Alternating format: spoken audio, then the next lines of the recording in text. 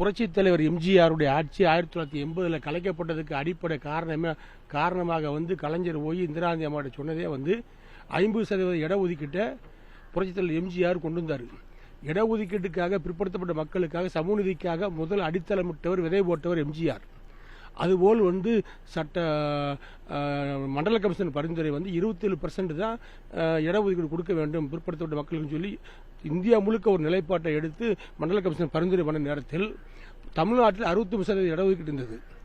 அந்த நேரத்தில் 63% இடஒதுக்கீடு இருக்கக்கூடாது, 50%ற்கு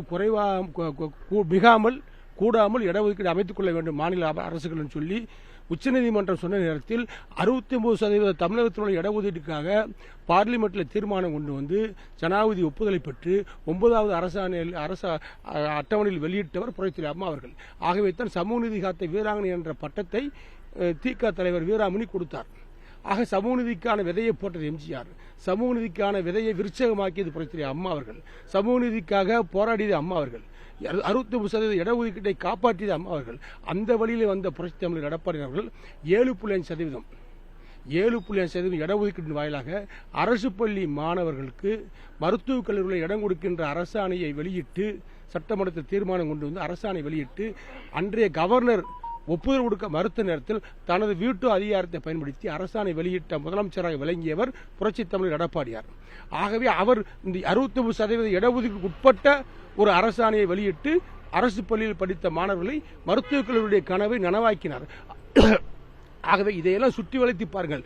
சமூக நீதிக்காகவும் பிற்படுத்தப்பட்ட மக்களுக்காக குரல் கொடுக்கின்ற கட்சியாக தலைவர்களாக விளங்கியவர்கள் புரட்சித் தலைவர் எம்ஜிஆர் அவர்களும் புரட்சித் தலைவர் அம்மா அவர்களும் புரட்சித் தலைவர் எடப்பாடி அவர்களும்.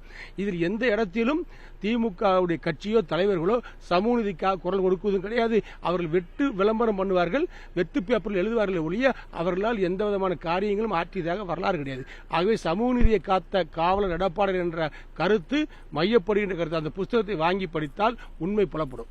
அடித்தட்டு மக்களுக்காக நான் ஓய்வில்லாமல் உழைத்துட்டு இருக்கேன் அப்படின்னு சொல்லிட்டு முதலமைச்சர் சொல்றாரு.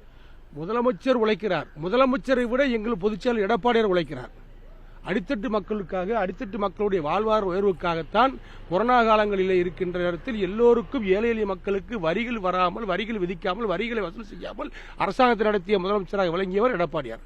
ஆகவே அடித்தட்டு மக்களுக்காக எந்நேரம் உழைத்துக் கொண்டிருந்த முதலமைச்சராக விளங்கியவர் எடப்பாடியார் இன்று வரை அந்த பணி செய்து கொண்டிருக்கின்ற எதிர்க்கட்சி தலைவராகவும் வருங்கால முதலமைச்சராக திகழக்கூடிய எடப்பாடியார். ஆகவே மக்களினுடைய அன்பை பெற்றவர் எடப்பாடியார். ஆகவே சமூக நீதியினுடைய வரலாற்றில் எடுத்துக்கொண்டோம் சொன்னால் அதிமுக தலைவர்கள் புரட்சித் தலைவர் எம்ஜிஆர், புரட்சித் தலைவர் அம்மா அவர்கள், புரட்சித் தலைவர் எடப்பாடி அவர்கள் முக்கிய பங்கு வகிக்கிறார்கள். ஆகவே சமூக நீதியை பற்றி பேசுகின்ற ஒவ்வொருத்தரும் அந்த புத்தகத்தை படித்து பார்த்தால் அதில் உண்மைகளை மறுத்து பேச முடியாது. சமூக நீதியை காத்த காவலர் எடப்பாடி என்ற பெயர் அவருக்கு பொருந்தும். நன்றி.